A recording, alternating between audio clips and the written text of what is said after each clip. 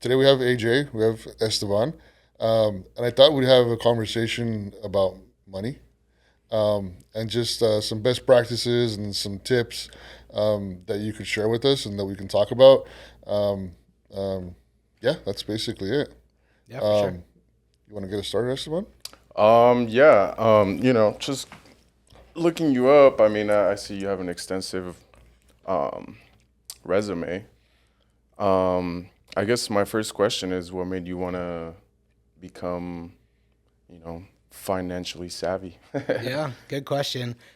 Yeah, I've had the opportunity to work for, three Fortune 300 companies.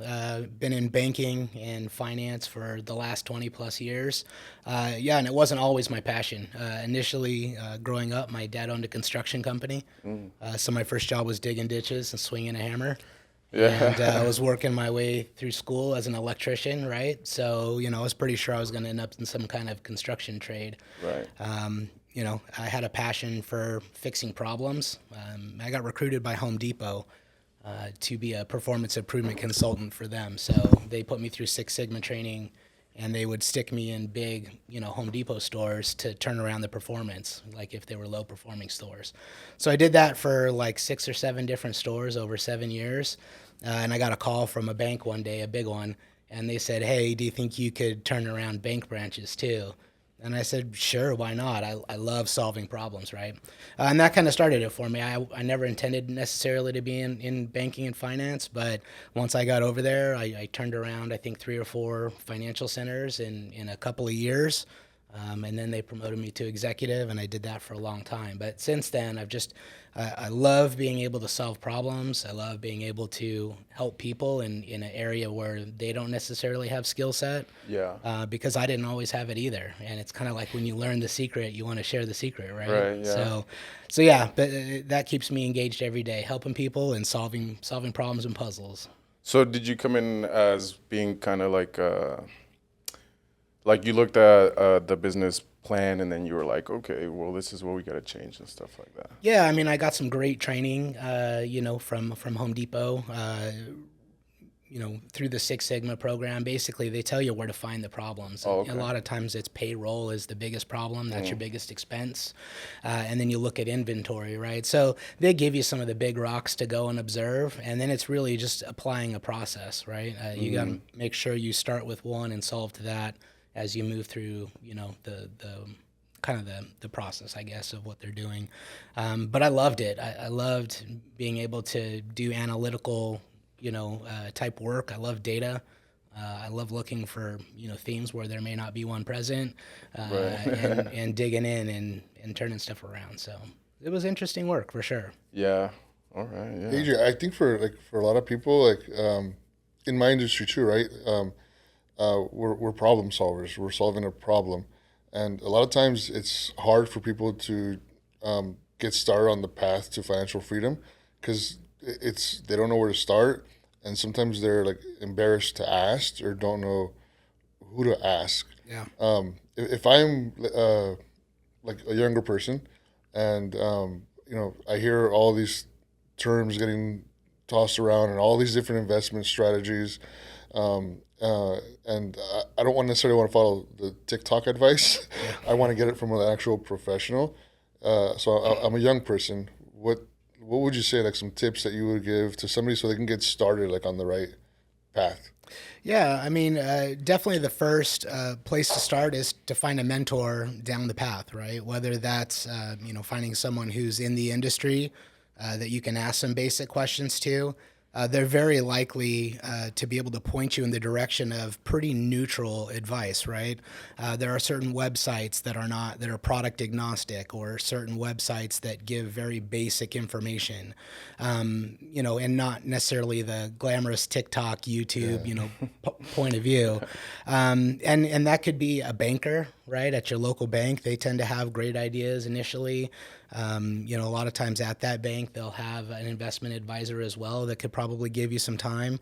And generally, they don't charge for a consultation. So, go to your local big box bank. It's a great place to start. Ask your friends and family if they have a financial advisor that they work with, because more than likely that person will give you some of their time too. Hmm. And then, just don't be intimidated by it. At the end of the day, like there's a reason I use a mechanic to work on my car. Right. I could probably learn how to do it. It would take a significant amount of time and effort, right? But I go to the expert who knows what they're doing and can give me, good, solid advice. So, really leverage a person to lead you to the right initial resources. And certainly there's nothing wrong with taking, economics or finance course, at school too, to satisfy some of your course requirements. So if I'm younger, like I'm like really eager to get to the point where like I'm driving a nice car, or have the nice house, or can go on these fancy trips, right? Yeah. And a lot of times that's not maybe necessarily a sign of success, because like what we don't know and what we don't see is that a lot of times those things have like are leveraged by debt, or maybe like they're pulling you down, like because debt can sometimes pull you down. So I hear a lot that okay, so the first step is to have like reserves. How important is it to like okay, before you even maybe start deploying some assets or some cash into this or that, build up your reserves so that in case of emergency. Yeah, it's probably the most critical thing to start with as any type of saver or investor, right? That emergency fund, once you have it built, it keeps you from relying on credit.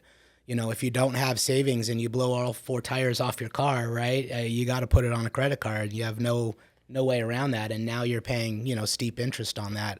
So that initial emergency savings is one of the most critical things that anybody can do. And most people would recommend between 3 and 6 months of your living expenses, not like the going out and party and stuff, but keep the lights on, keep the pantry filled, that kind of stuff. But yeah, getting 3 to 6 months of spending in some type of emergency fund, preferably something that yields some good interest, right? That's step number one in almost any financial plan. And then I through my financial education, like I've become a NARP has something called a NARP Certified 10 trainer, and they talk about living within your means and not going into debt. And so much of like our society is like you see all these nice things, and you maybe want to like overcommit or like overreach, and not like live within your means. And I think as somebody younger, like it's hard, right? Because you see all these flashy things, and that's not the norm. It's not. Yeah, and they call it lifestyle creep, right? The Yeah. more money you make, the more you spend. At the end of the day, there's a quote or a saying that, it's not how much you make, it's how much you keep. Right. So, the best things to really look at are pay yourself first and pay your emergency fund first. So when you get that money in, pay yourself into a retirement plan or some other things, make that deposit into that emergency fund, then pay your bills. And then whatever's left, you can knock yourself out with, right? But Right. you've already done the hard work of setting money aside and taking care of the bills. Then you can have fun. I mean, the one thing I know is that if you don't, plan for some type of discretionary spending in your month, you're not going to stick with it.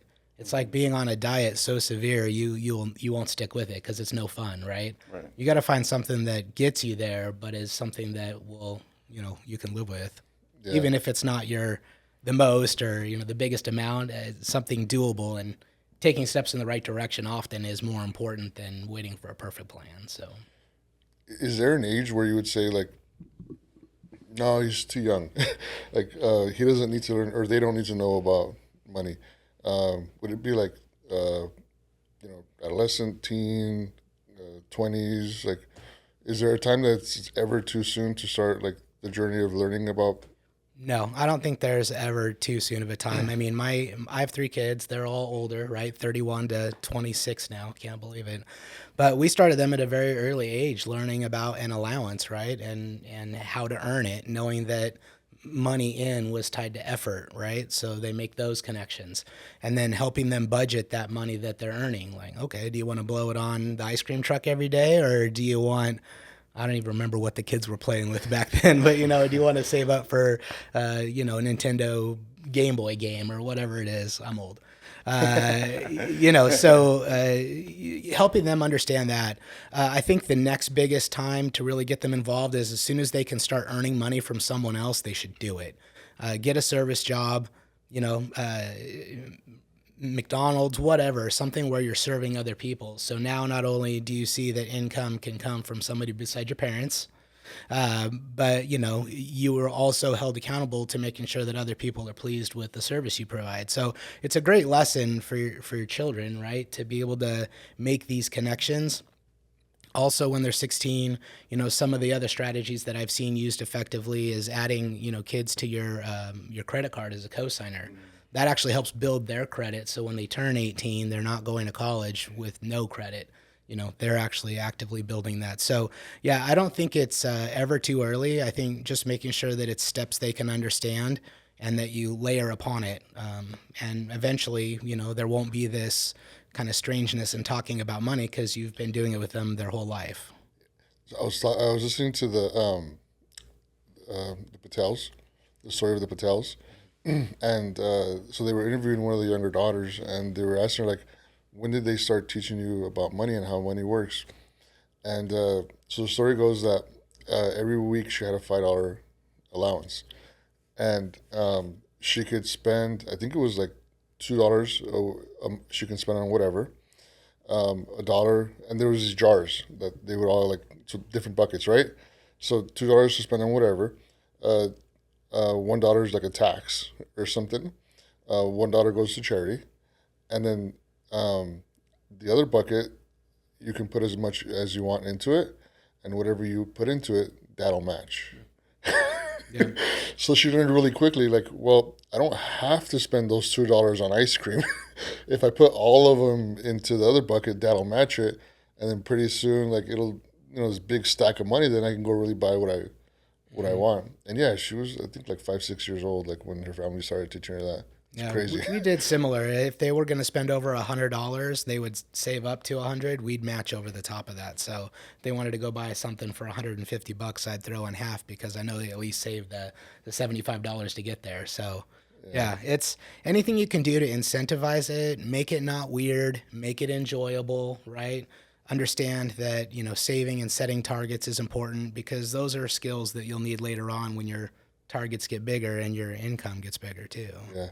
No, I think that's a good point. Like you're developing the habits early, and they are habits, right? Mm-hmm. Of saving and whatever, investing and all that stuff. Okay, so I'm through the phase of creating my emergency fund, and I'm able to pay all my bills. Um, okay, now where?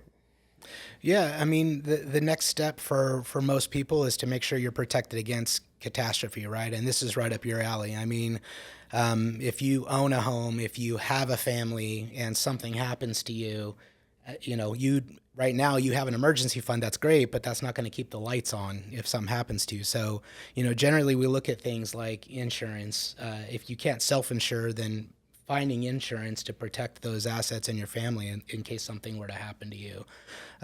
So yeah, I mean that's generally the next step. Once you've got those two things covered, right? I've got emergency savings. I'm protected against catastrophe. Now the dollars you bring in, we can put to work in a different way. These are discretionary dollars that you can make plans with. So something that I hear a lot in my industry, just because affordability is big, like wherever you go, right? And just you can only stretch that dollar out so far, right?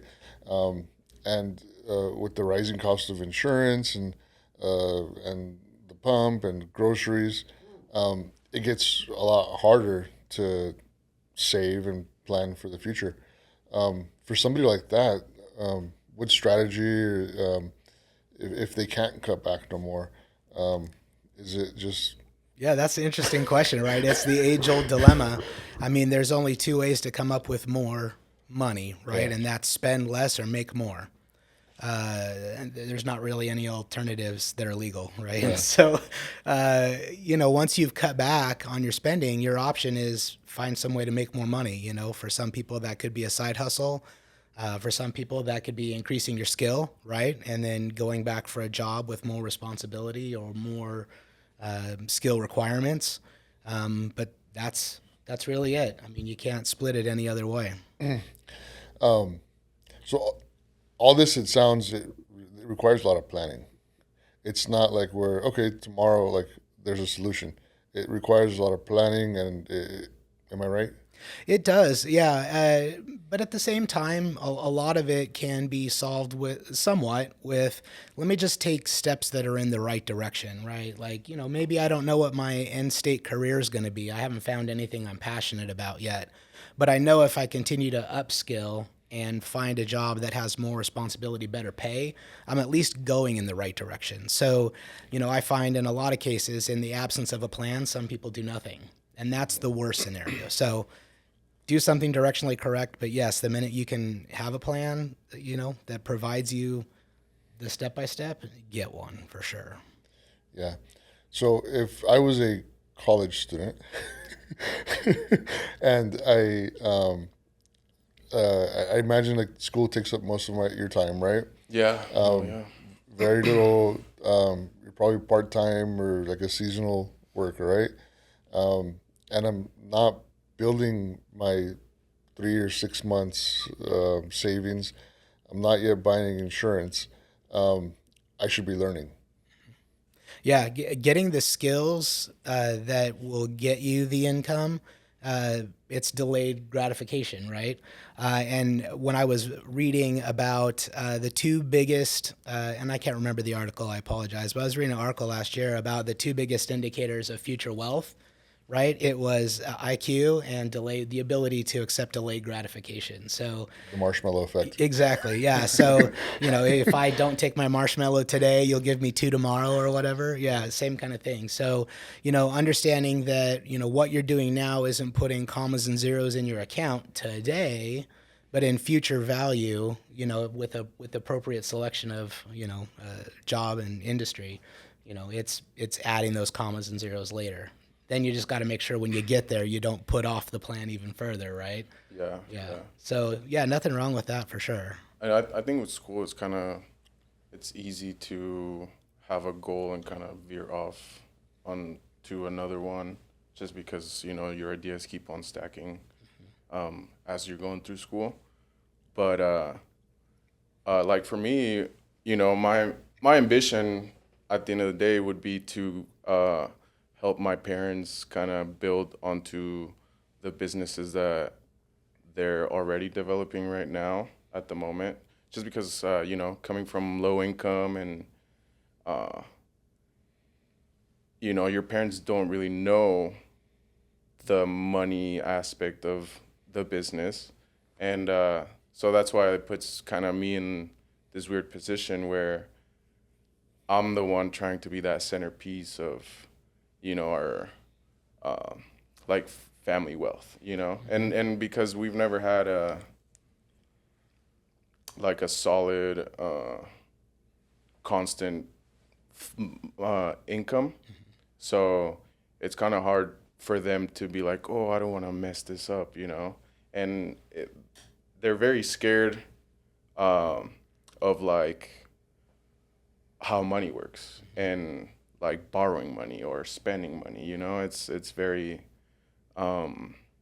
very scary for them, especially I mean, as you guys probably know, 2008.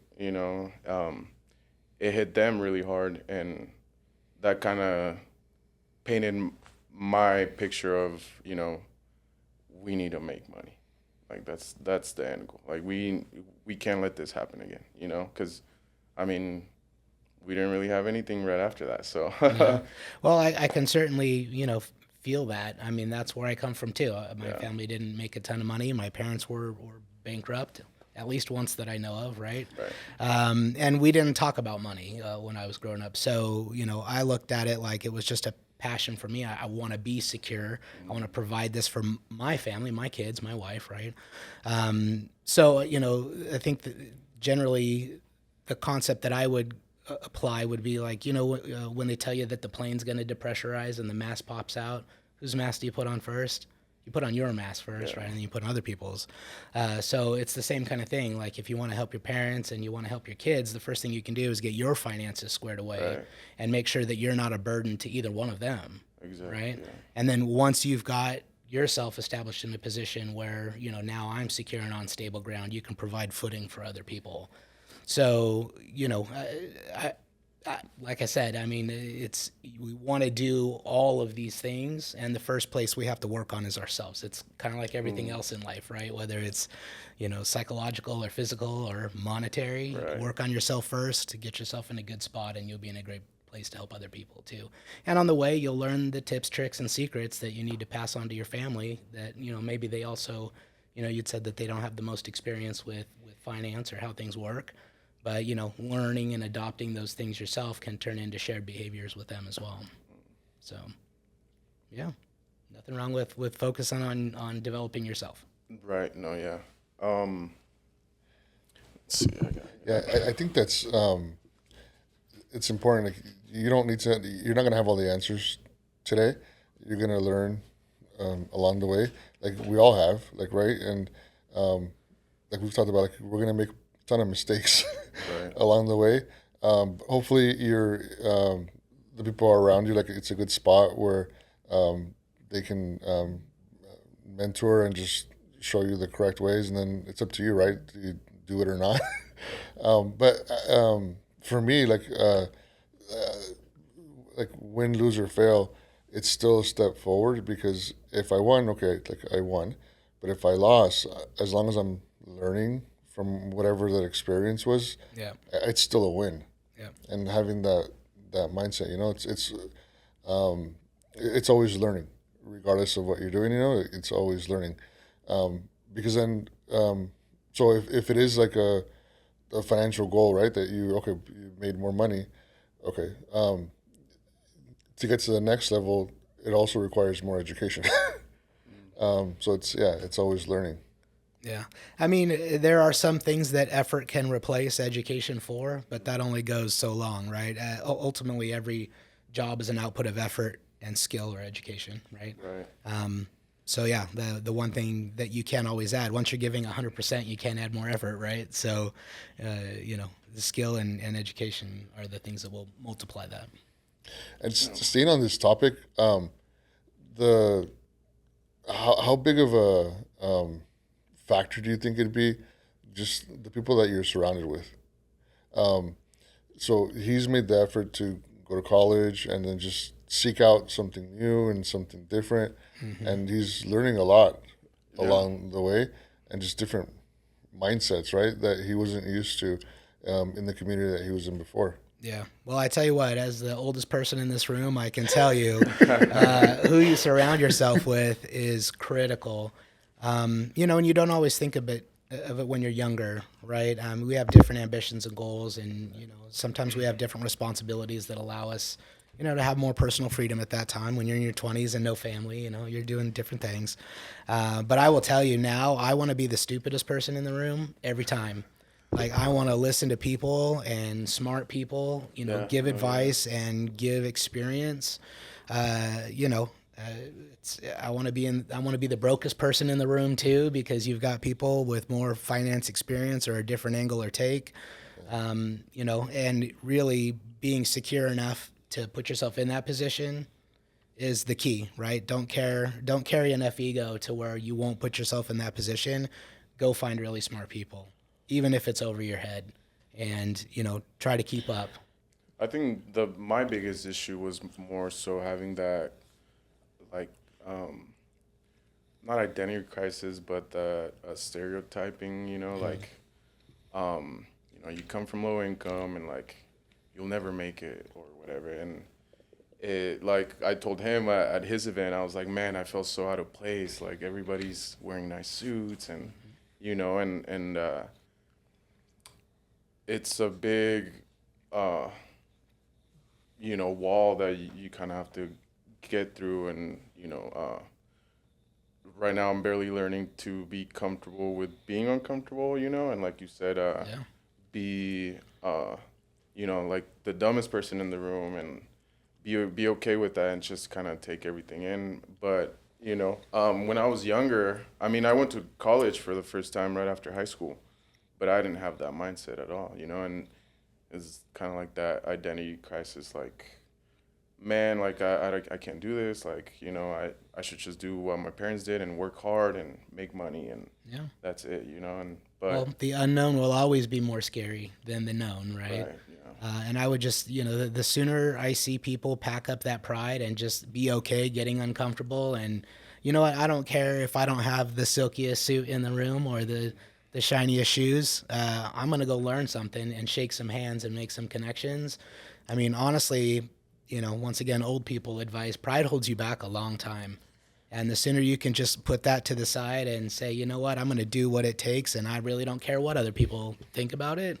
I mean, as long as we're kind, ethical, right, good people, like we go about it the right way, like get past that and get out there and get it done. And I've never seen it not work. Yeah. I mean, in the same room, I was wearing Chucks and a baseball hat. I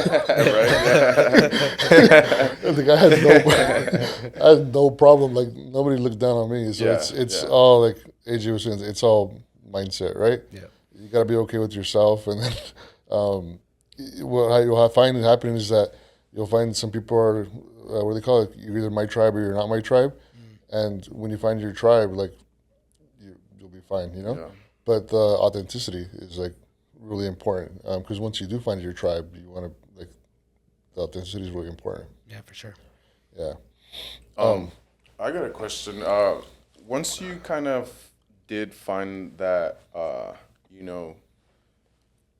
wealth, how did you kind of deal with that big of responsibility? Because now you're not just responsible for your own money, right? You're responsible for other people's money, and that's, I think that's like a big deal because people are very, when times are scarce, they're like, I wouldn't want to do that, or whatever.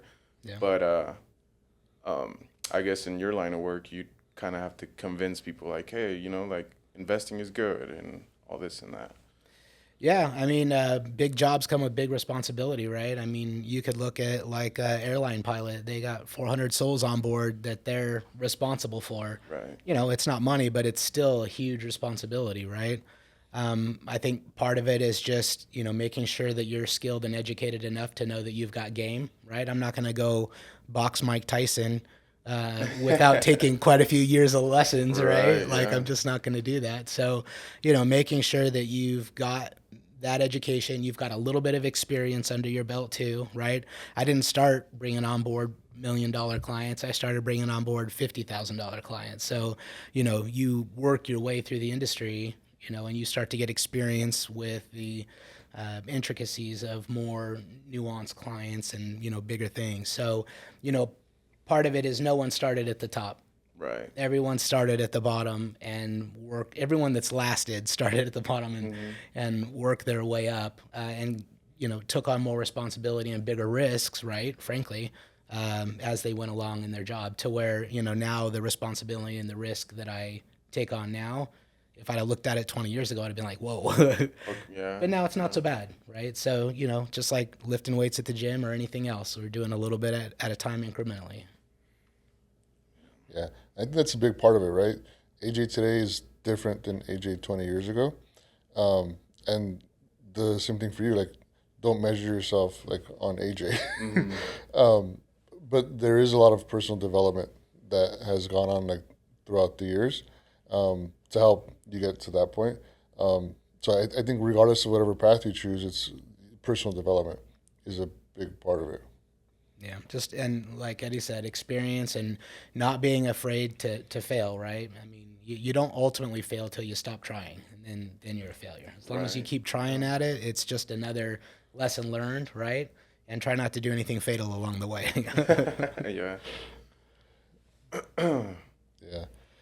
And then before we jumped in, like, I remember when I think it was '94, and my dad got promoted to for the company we worked at for 35 years, and a part of the deal was we had to move to Temecula.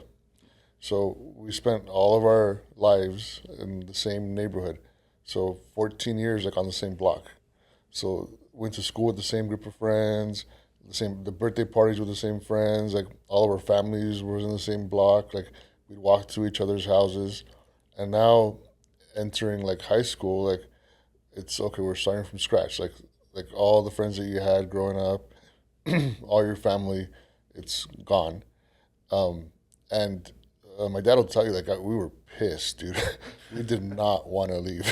Yeah. And then Temecula in 1994 is not Temecula 2024. Yeah, true story. It's way different. The first time when we were moving in, we tried to get pizza, and they wouldn't freaking deliver it to us because we were too far.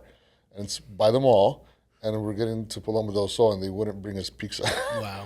because it was too far. So talk about like a shock, like, right? But then my friends started getting into trouble. Like, they started getting DUIs, and they just like were on the wrong path, you know. And then I could just like see like the forward thinking that like my dad had, you know, and getting us out of that into a better spot with more opportunities with people that just think differently than what we did. My mom like would not let me get a job at McDonald's. She's like, "You're not like we weren't wealthy, but she's like, no, I don't want you working at McDonald's. I don't want you working at Carl's Jr. because that's what was along 79. Like, I don't want you working there. If you're gonna get a job, get something that would add more value." And it was a part-time job at an insurance office. Yeah, that's great. And here we are, 30 years later. I'm still in the insurance like business. So, yeah, the value of the people that you surround yourself is very important, regardless of whatever phase that you are in your life. Yeah, for So, sure. How important do you think, because people are always saying like, oh, I don't care about the election, I don't care about politics, but I mean, now studying macroeconomics, that's all we study, the Federal Reserve and like the decisions they make and all that. Now you're talking my language. Yeah. I mean, like, that's what interested me the most, the macroeconomics aspect of it, because, yeah, I was one of those people that were like, you know what, like, who cares who the president is? Or I don't, interest rates drop, like, that's not going to affect me, but at the end of the day, it does, I mean, we all live as a, collective. And I guess my question is, how important do you think the politics aspect of it is in making like personal decisions, because people like love to complain like, oh, gas prices went up, but Sure. they don't know why. Yeah. Yeah. Well, I mean, let's face it. Politics affects almost every aspect of our daily life, right? You know, personally, from the decisions we make about ourselves, about how we worship, like all kinds of things, right, are affected potentially by politics. So, I mean, it's extremely important, number one, to make sure you participate, register and vote, kids and adults, everybody. Yeah. I mean, You it's should, super like- critical. Yeah, it's super critical to do that. But I'm assuming you're thinking maybe also from an economic bent, like what do we look at? Working in finance, I can tell you that my job is to be agnostic to the politics, right? So personally, I have an opinion, but when it comes to my clients, I don't have an opinion. But what I do take into account is not necessarily who it's going to be, but what are the policies that person's going to drive once they become president. Honestly, you could look back at historical data and find that who the president is doesn't really matter economically in the long run. The market's gone up under every presidency for a long time. Yeah. You look at, does inflation go up or down, or does the market return better under one party or the other? And the answer is a little bit of both for everybody. So, the who is not necessarily as important as what their policies are going to be and where they're going to spend the money. Because the government spending makes up a large percentage of our economy, and how they choose to allocate those dollars has a big outlay, right? And then it's important to remember who controls the dollars. Well, generally it's Congress. So you've got the House and you've got the Senate. And I find that depending on how those two political bodies lie, it can affect spending differently, and that affects the economy more. So I'm actually more concerned with how Congress ends up than who the president is. The Right. president signs the bills, but the bills got to get there first, right? And that's where things are drawn up. And honestly, that's where the money gets spent. And trust me, I could go all the way down the rabbit hole about spending and Congress and deficit spending and things like that, and personal beliefs about it, and how some of it's good and some of it's bad. But generally, for this election, what we want is we want certainty. We just want to know who's going to win, so we can make plans and go from there. Right. Yeah. No. And we've Cause got 30 some odd days, right? So yeah. I mean, I just got into like the market investing, and most of the time it's politic talk, and you got your leftists and your rights, and kind of a combination of both. But like today, I don't know if you saw, but I guess in September we got the unemployment report.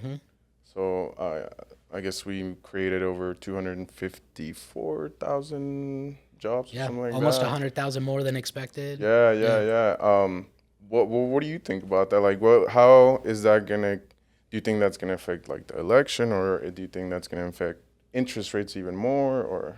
Yeah, I mean, these are the kind of fun puzzles. I told you earlier Yeah, that I like to yeah. work on puzzles, right? These are the fun puzzles I look at every day. I spend at least an hour and a half every morning studying the market. Hour and a half. An hour and a half every day, yeah. And that's reading articles, listening to neutral news, not biased news, right? And that's hard to find. And then doing math and Not researching biased some news, data, yeah. right? So I spend a lot of time just looking at how these things affect the economy. And yeah, certainly, the biggest part of the economy is consumer spending. I think it's over 60% of the economy is consumer spending.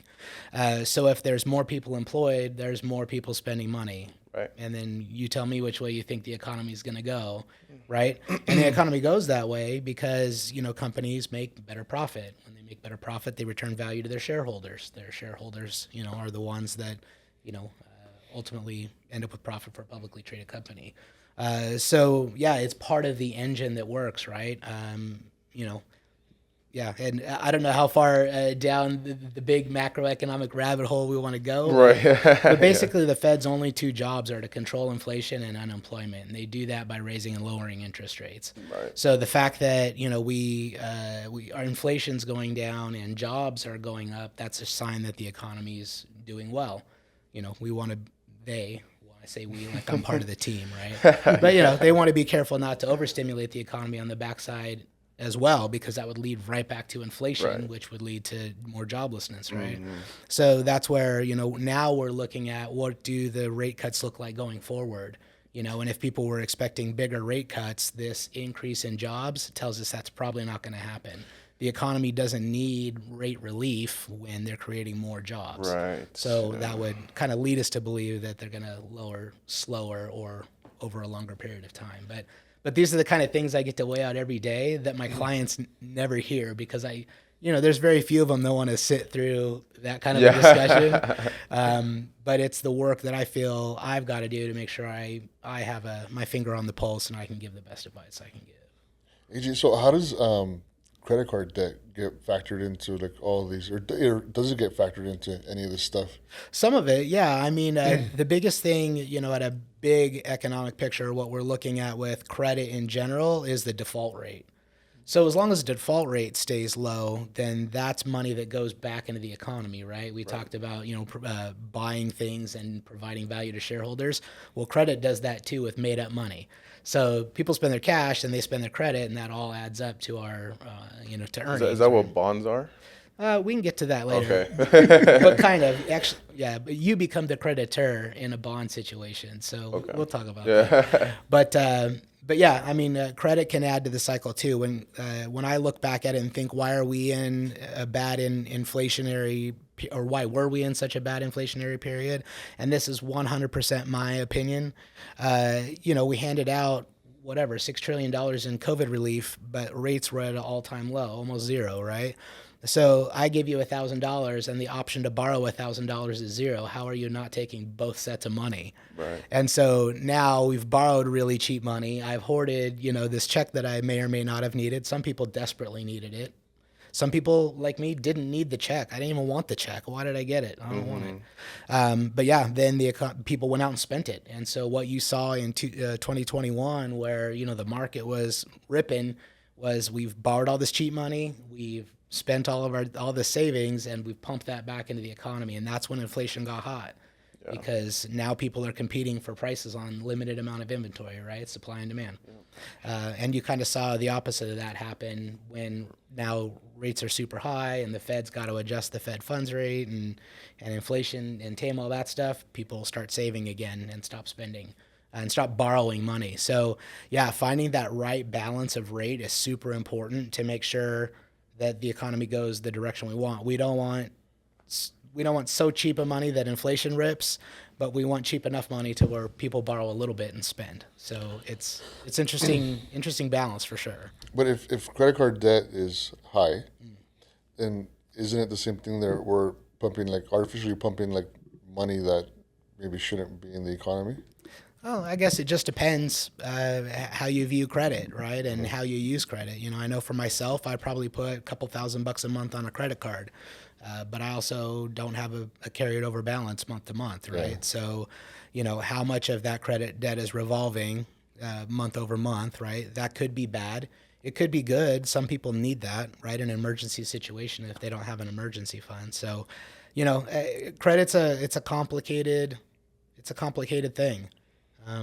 But honestly, it provides elasticity to the market too. Yeah. Whereas if we didn't have credit cards and people didn't have a way to go borrow money for emergencies, you know, we'd have, you know, poverty or bankruptcy or any number of things, right? You're illiquid. You have to sell your property or your car to generate cash, and that's bad too. So, you know, I don't think there's any tool that's inherently bad. I just think there's bad users and bad uses. So. But so if and maybe, I don't know, if they track this or not, but if the amount of consumer debt keeps on increasing, that means that they're not getting paid at the end of the month.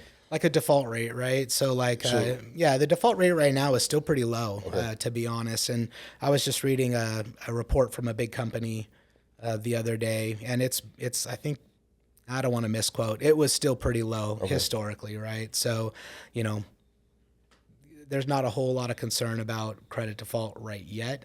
Okay. That could change. I mean, if interest rates stay higher longer or inflation kicks back in, we could see more of that. But right now it's at a level that, you know, at least I'm not hearing a ton of buzz about it. Okay. Thank you. It's something to look at for sure. But I'm not, it's not on my angst meter yet, if that makes sense. Yeah. Yeah. We're still good. Yeah. For now, yeah.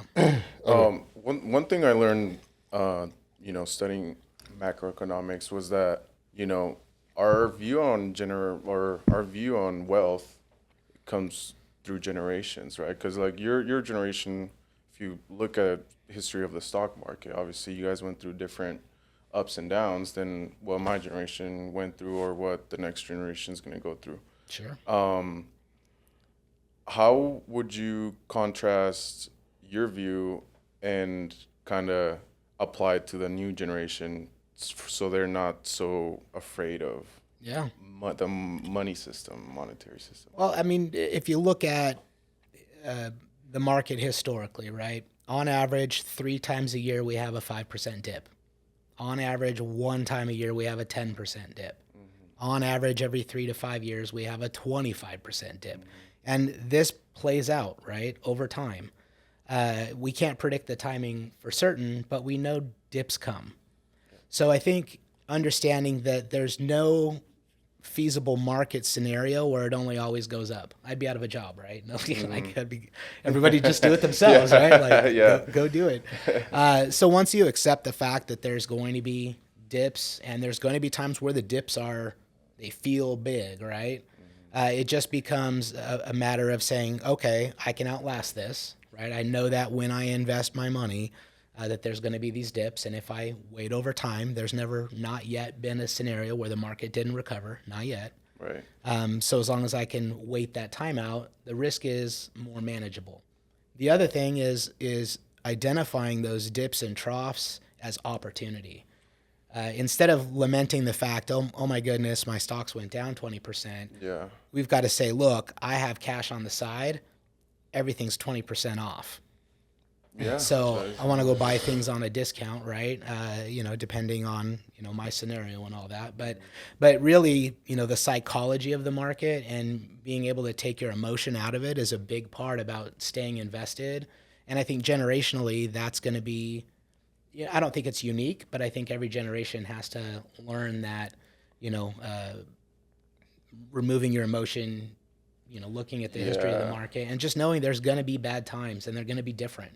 Well, the economy is very emotional, right? I mean, Well, it's so you put psychological. so much effort into making money that there is guaranteed to be an emotional reaction Yeah. when that money goes down in value. I mean, it's human nature, right? If I had more and now I have less, I'm angry, right? And that's natural no matter what your resource is that you're looking at. But I think understanding that it's going to happen and just knowing what you're going to do when it does happen helps you limit that emotional response, and then you can make more logical decisions there. I think that's the important part about like working with somebody like you, right? Because there's tools that you can use to avoid it, right? So, like, I've done it a few times where I'll take like a big swing on something and it doesn't work out. Like, uh, SoFi. Like we've talked about it so many times. Like I took a big swing on SoFi, Yeah. not based off of any research, but because the freaking Super Bowl is going to be held there, Yeah. and I thought the stock would go up. Yeah. And I took a big swing, and it took like 3 years to climb out of that hole. Yeah.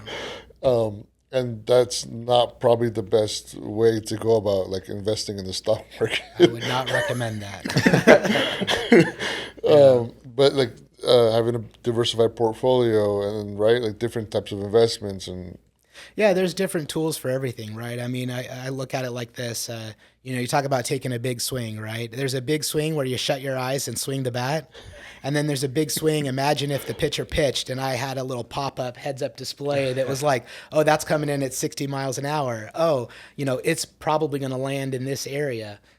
I have a lot more information to make a swing decision, right? If this pitcher likes to throw this particular pitch, like, I have all this data and now I can make a more educated guess. You'll still miss some. You'll still hit some. Anybody that tells you they've only won has not disclosed to you that they've lost quite a bit, right? Right, yeah. But at the end of the day, just making sure that you've got, as much data and facts and as much certainty as you can build into it. And then just realize that, the return on things has a risk premium. The more risk you take, the more potential for a return there is. But make sure you take the right amount of risk. yeah. And that's important too, right? Because if you're out trading on your own, you could what is it like when you buy stock like on credit? Margin, yeah. Yeah. So okay, you got 10,000, but X bank will let you buy $15,000 of it. Yeah. But then if it doesn't pan out, well, now you owe. Yeah, it could be really dangerous. I mean, there's a lot of do-it-yourself apps and services out there where they'll let, more unskilled people use complex techniques. And I have an opinion on that. But, you've got to be really careful because there's a lot of tools out there that are inappropriate for some users.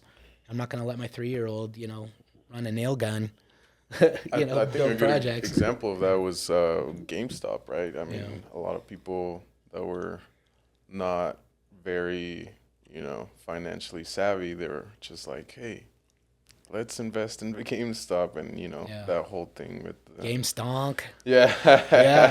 Yeah. I mean, that's interesting. I mean, that was the first time I can remember really social media, being a driver behind, the stock price, right? Yeah. And certainly it was an interesting ride to watch.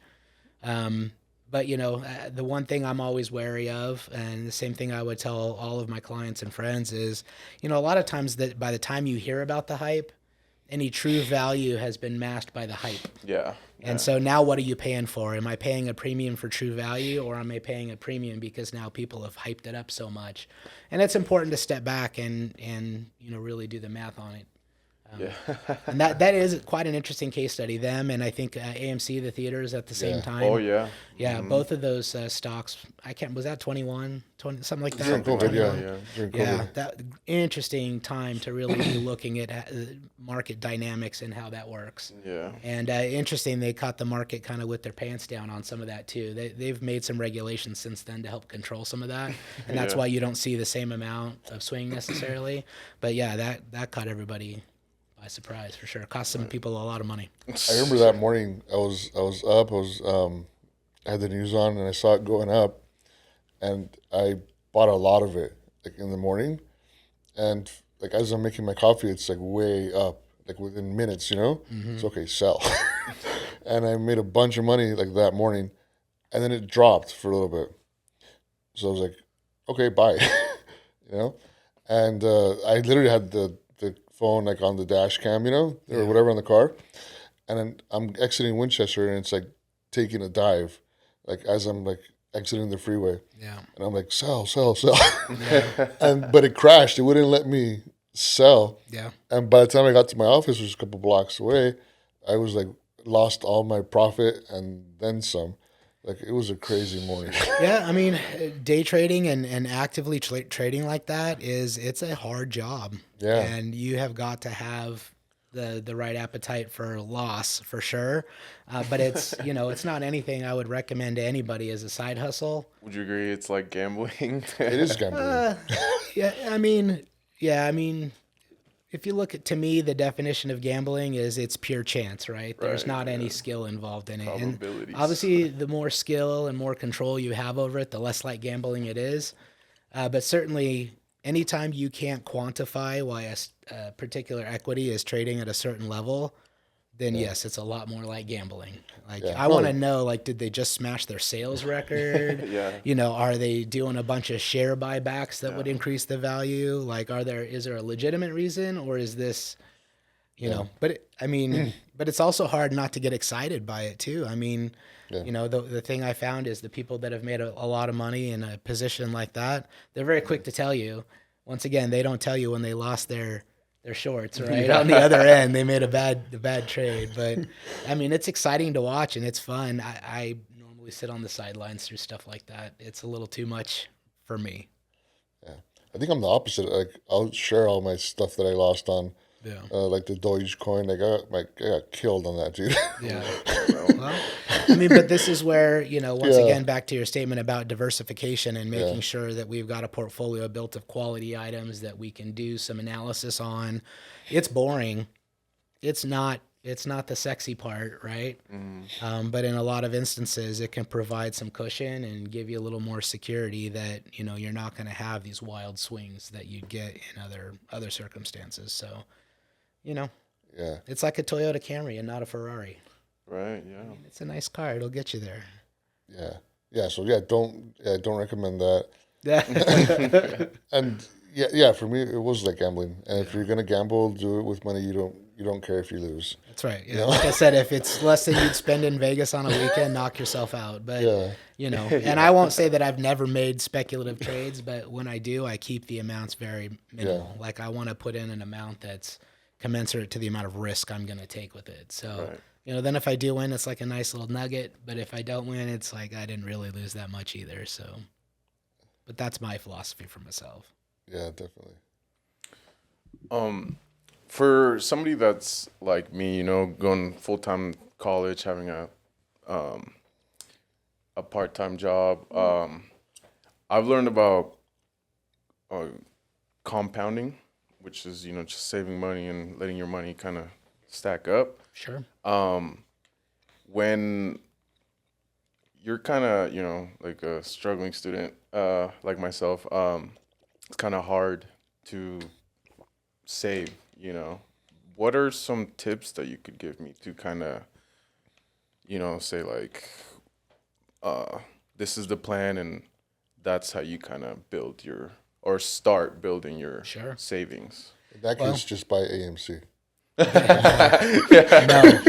for the record, no.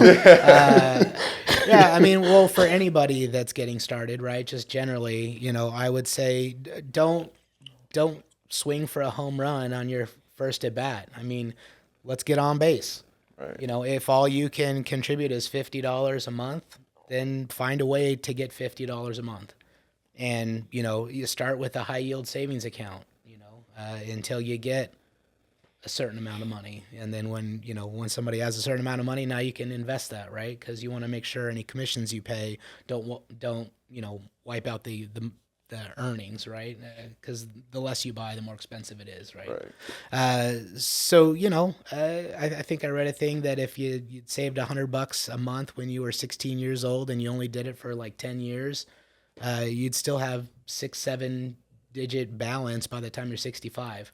If you only save that $100 for 10 years, but it was invested in something like the S&P, right? So, you know, that's where, you know, don't worry about, you know, you're not playing the major leagues right now. It's fine. You know, you're playing high school ball or single A ball. Right. Like do any step. $10 a month is better than $0 a month. Okay. And then at some point when 25 is, you can do that, that's better than 10. And, you know, as long as you keep upgrading your effort and your education, eventually that income will rise too, and you'll continue to lift that ship. But, you know, any amount is better than no amount. So would you recommend to really narrow down all your expenses by month and then kind of cut back on that? To be clear, yes. I mean, it's a big part of how I've lived my life, right? And it's something I'm learning to let go of a little bit too, because sometimes I'm cheap. Right.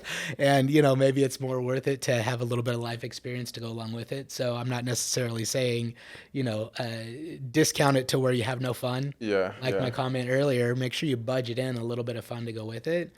But yeah, take a look at what you really need. You know, do I really need to eat out 3 days a week? Well, eating out 2 days a week is cheaper than 3 days a week. Or do I need 5 streaming services when I could have 4? Well, just by cutting out one eating out and one streaming service, that could be your $30, $50, right? To now put towards future savings, whether that's your emergency savings or investing or, you know, any number of things. So yeah, I live by a budget that me and my wife still complete one annually. So every year in January, we go back through our bank records for the prior year. We analyze our spending and we decide what we're going to cut and what we're going to keep. That's crazy, dude. Yeah, and it's been something we've done for almost 20 years now, but I still do it. You know, trust me, I do fine. I could pay for the maid and 50 streaming services and all that. I just refuse to do it. I don't want to pay more than I have to for things. Well, I think that goes back to what you said earlier, which it's really hard to practice the pay yourself first, right? Because even as a business owner, like, a lot of times you pay yourself last, or you don't pay yourself. And regardless of what your income level is or situation, if you commit to putting money in that savings bucket first and then figuring out the rest backwards, that could go a long way. Yeah, and it makes it so the leftover money you really don't have to account for. Like if it's left over and you've dedicated my leftover money as fun money, if some months it's $1,000, go party. If some months it's $10, well, it's PB&J time, right? So I mean, but yeah, it's super critical to get in the habit of taking care of yourself first, then pay the bills, then have the fun, for sure.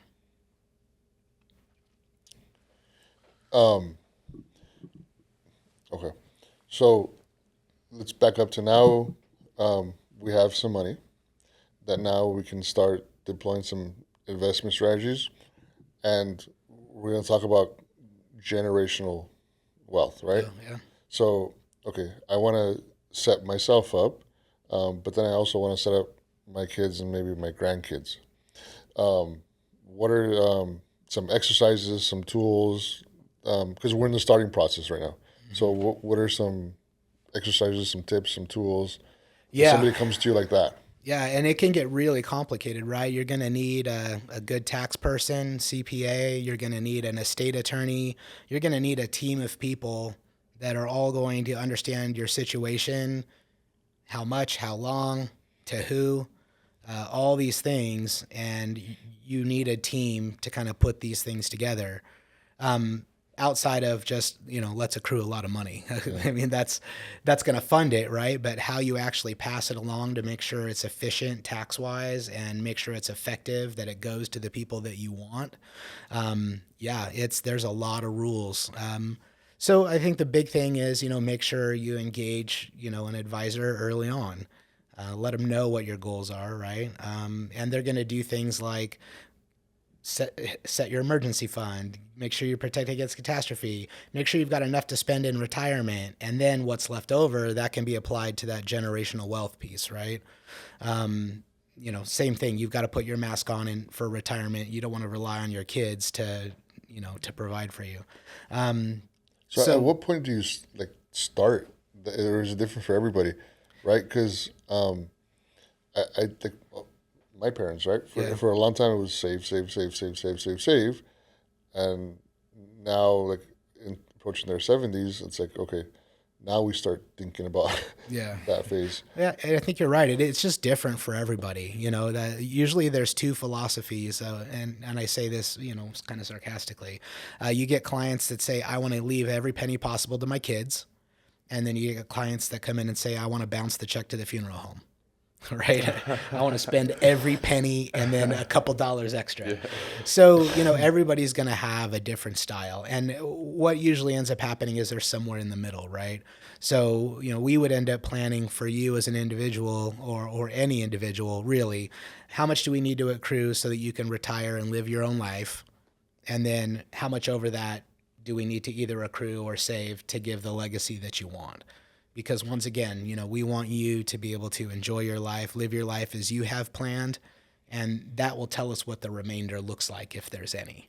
And so, it's one of those things that's also ongoing. You could say, I want to leave a big legacy to my future family, and there could be issues with the market. We could get poor returns, or there could be some kind of catastrophe, right? And that prevents that. Or we could get a big windfall and that could make that change, earlier.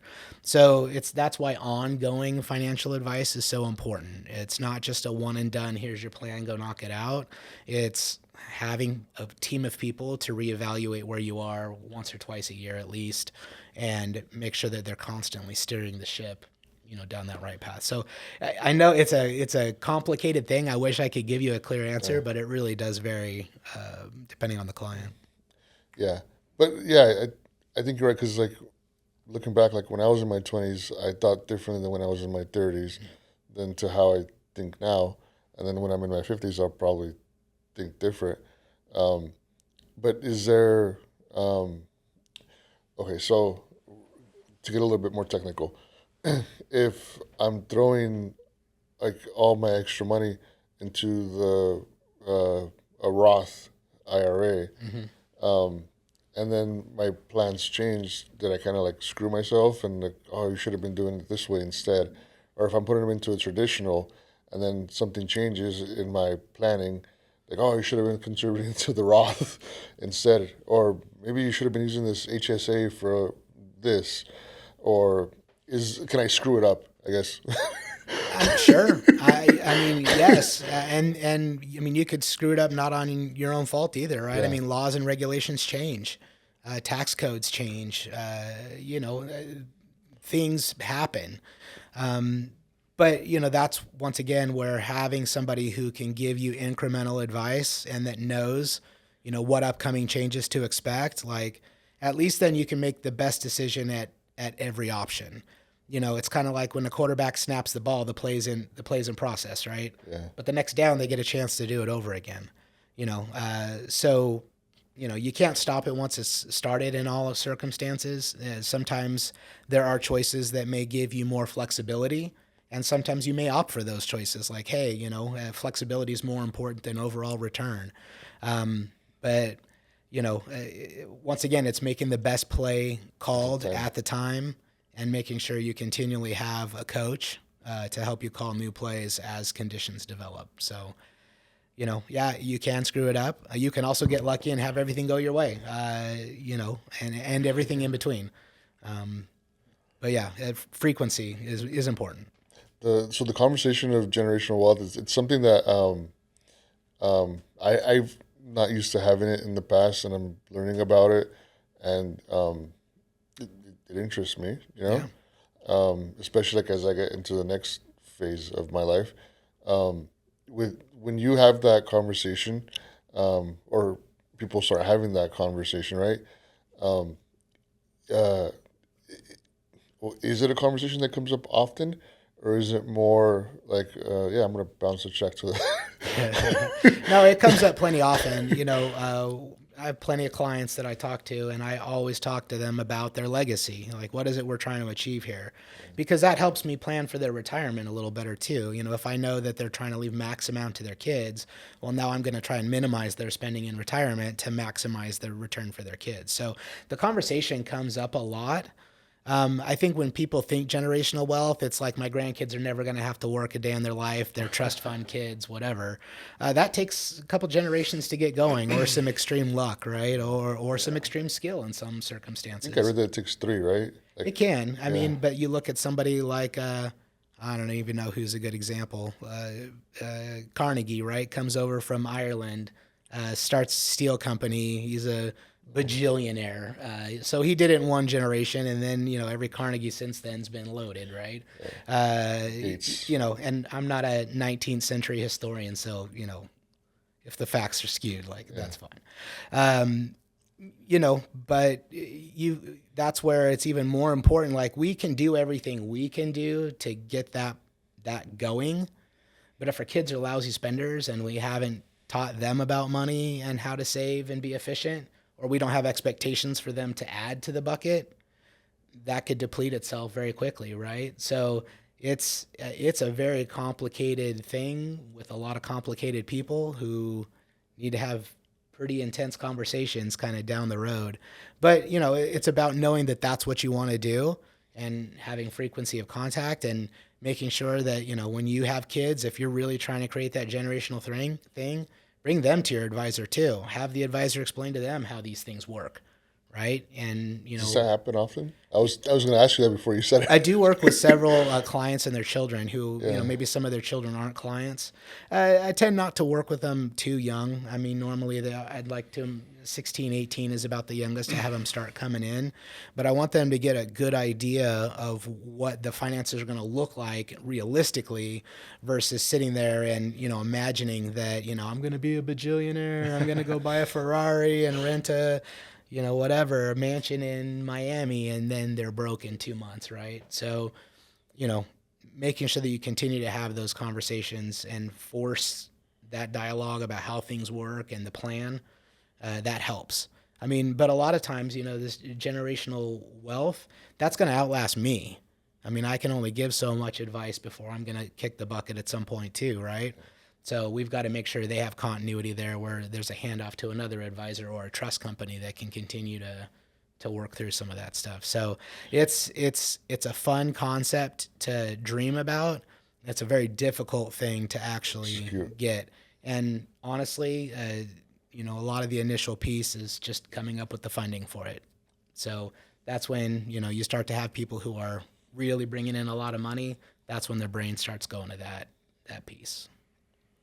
One thing I took away from the NAREP meeting and the generational wealth was creating sort of like a family bank.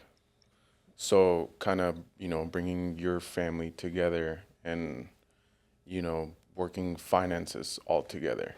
Um, in my position, it's kind of like I'm in the same position as my parents in the terms that we're on the same level of like, oh, we want to start a business. And we want to start creating that wealth. But my goal would be to kind of create that family bank, right? But do you think it would be because I want to help my parents as much as I can, but also, like I said, we're on the same level. Now, do you think I should focus more on my own, wealth first instead of jumping the gun right away and just being like, hey, everybody, like, get together, like, we can make this happen? Yeah. And generally I would just say it really depends on your family dynamic, depends on your needs and your confidence in being able to get it done. And just general guidance, not necessarily to you, but to anybody, right? I would look at it like, I wouldn't invite anybody into the circle that didn't have the same philosophy on money as myself. I've personally got family members that I wouldn't trust with $5 in their pocket. So that's not the kind of person I want to be part of my family bank, because they're going to be heavy on the withdrawals and light on the donations, right? Potentially, just hypothetically. Right. The other thing is, especially when it comes to family businesses, one of the hard parts is, maybe you can imagine the family business is like a pie. You bring home one pie, and that doesn't necessarily change that often as far as, your business grows eventually, hopefully that happens. But the more people you have eating off that same pie, the harder it is for anybody to get their needs met, right? And it can lead to frustration and other things. Now, I'm not saying it's not possible at all. I'm certainly a huge fan of small businesses and family-owned businesses, but you're starting with a set of challenges that are different than if you were just trying to take care of your own pie, right? This is my pie. I'm trying to eat it the most efficient way possible. And as that pie grows for you, certainly it's easier to add people into it, right? Bring it in as that continues to grow. Because the hardest thing to do with any of those, I say the hardest, but I can imagine one of the hardest things to do is to have brought people in and then they're not contributing or they're detrimental, and then trying to get them out is impossible, right? So, and their family on top of that. Right. So, once again, I'm not saying it's impossible, but it really just depends on your family dynamic, how much we're talking about, what kind of access we're going to give to the resources to our family members. And they're all things to consider. And, once again, that's where getting some good advice, like a business coach would be helpful. Obviously, a financial advisor, a tax person, getting a team of people that can help you decide how to allocate things is pretty critical, because it can be complicated on top of just the emotional component. Yeah. So, right now I'm looking to do different business ventures, and I'm a business student, but I'm not really sure. I mean, business is broad, right? Like, it's a very broad subject. I'm not really sure what specific career I want to be into business. I know I want to be like an investor, and like an important person higher up, but what are some suggestions you might give me? I don't, I know there's like accounting and like all this stuff, but, and I know I like dealing with money, right? And I love like economy talk and all that stuff, but I just don't know, I guess, what job title I want. Well, here's the best thing. You're completely normal. I remember being in that exact situation for a long time. Like, it's not my dream job, but I can do it. Or, it makes me good money, but I'm not passionate about it, And the same thing I've told my kids is like, it's one thing to go chase a dream job, know that you might sacrifice potential for income and return, right? If you really want to be a sculptor, that's going to be maybe a rougher road for you. Right. On the same token, don't do necessarily what I did at first, which is just chase the money either. I don't care what I do for any dollar amount. And I worked incredibly long hours and did incredibly difficult jobs with an incredibly high blood pressure. And at the end of the day, it just wasn't worth it. But it took me to my mid 40s to kind of realize that, there I was doing a job that was just, it wasn't feeding my soul. I certainly fed my bank account, but my soul, not so much, right? So realize you're normal. Try and find a blend of what you're passionate about versus what is challenging and no one else is doing, because that's where the money's made, right? And then, don't be afraid to punt if you have to. Like, if you get a few months into it and you're not feeling the passion, one of the times in your life where you can make directional changes and not have as much consequences when you're younger. If you don't have a family yet and you're not locked into a mortgage yet and you're not locked into all these things that will end up possessing you, right? Positively for the most part, right? Yeah. But this is your time to kind of get that figured out. As far as the individual field, for me, I like to find a field where I can be a little bit creative, and I feel like I bring a different viewpoint than other people because that's marketable. and the creative part helps it be fun for me. And so I think that's where I ended up where I'm at now. I feel like I bring a different, vibe than most financial advisors, I would say. But I love the puzzle and I love taking care of people. And so it kind of scratches all my itches all at the same time. I was watching this Tony Robbins, The Date with Destiny. I don't know if you've ever seen it. So he goes around the audience, like, interviewing different people, and he comes to this kid. He's like 20-something-year-old kid, and he's already paying to be like at Tony Robbins, and the kid's like stressed out. I was like, oh, I'm screwing up, and like I'm going down the wrong path, and he tried committing suicide. Oh, Like no. it was like just really bad. Like the kid was nervous there while I was talking to him. And the so like Tony Robbins is like in his face now, and he's like the kid's like about to have a breakdown, Yeah. like on That TV, sounds stressful. on TV, and when he said the word suicide, Oh, then Tony's like, was it because of your red shoes? And it's like, what? Like I'm talking to you about like suicide. You're talking about my red shoes. was he wearing red shoes? He was wearing red shoes. So then the kid started laughing, and he's like, there you go, dude. Like laugh a little bit, Yeah.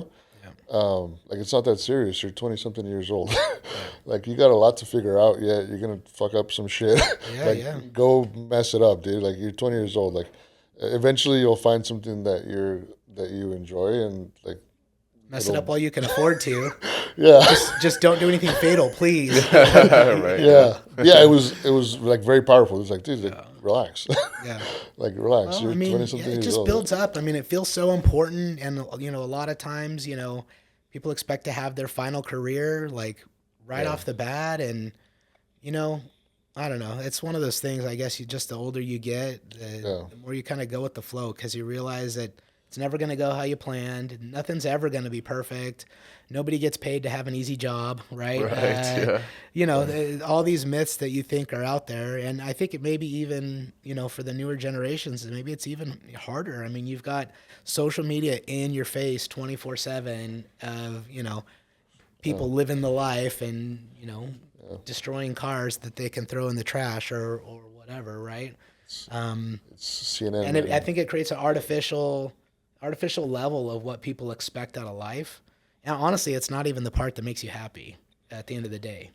I've never seen people obsess over those kind of things be any happier than people who had less but just found different ways to be I content. feel like kids, I mean, I'm going to school with a bunch of like straight out of high school kids. So me as being older, I kind of see like all the things that these kids feed into, and mostly social media based, and you see something cool and you gotta have it, you gotta have it.